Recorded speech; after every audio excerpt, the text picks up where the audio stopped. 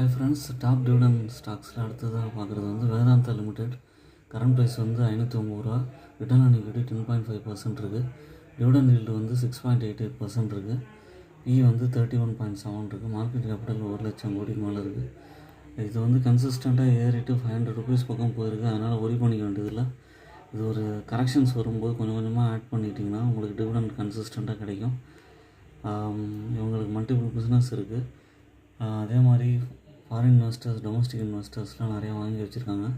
Healthy dividend இப்போ 234% நான் சொன்ன மாதிரி சேல்ஸு, ப்ராஃபிட் க்ரோத் எல்லாமே நல்லா இருக்குது. அதனால் இதை வந்து கண்டிப்பாக கன்சிடர் பண்ண முடியும்.